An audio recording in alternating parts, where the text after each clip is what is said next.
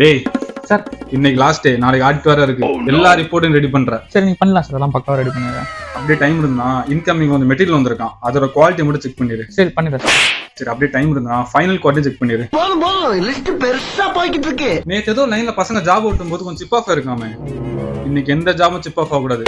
எல்லாம் கரெக்டா பாத்துக்க. ஏதாவது தப்பாச்சுன்னு வையேன் தூக்கி அடிச்சிடும் பாத்துக்க. அது பக்காவா பாத்துக்கோங்க. சரி சரி. அட பாவீங்களா, கொஞ்சம் சொல்றதுல ஒரு வேலையை முடிக்கிறதுக்கே டைம் இருக்காது. இல்ல டைம் இருந்தா எல்லா வேலையும் சொல்லிட்டு போறான். டேய் ஜாப் கொடு. இந்தா என்ன தெரிகிறது? டேய் எப்பறா சிப் ஆஃப் ஆகுது பாறா. கடா ஓட்ற இப்பலாம் ஓட்னா ரிஜெக்ட் ஆகும்டா. அச்சுச்சோ ஏய் தூள மாத்தி ஓட்டு. சரி மாத்தி ஓட்டுறேன். ஏய் இப்பே மாத்தி ஓட்றா. மாத்தி ஓட்டுறேன் நான், நீ போ, நான் மாத்தி ஓட்டுறேன் போ. ஒழுங்கா மாத்து. ஹாய் பொம்பளை சோக்கு கேக்குதாடா, பொம்பளை சோக்கு.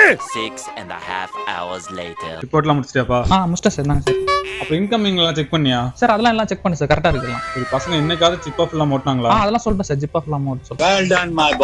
சார் என் டார்கெட் முடிச்சிட்டேன் சார், நான் கிளம்புறேன். சரி பார்த்து போயிட்டோப்பா. டேய் அப்புறம் செக் பண்ணியா, அதுக்கப்புறம் ஜிப் ஆஃப் வந்துச்சா? சிப்பாஃபா? என்ன சிப்பாஃபு? டேய் மத்தியானம் சொன்னாடா ஜிப் ஆஃப் ஆச்சு மாத்தி ஓட்டுன்னு. எப்ப நான் சொன்னேன்?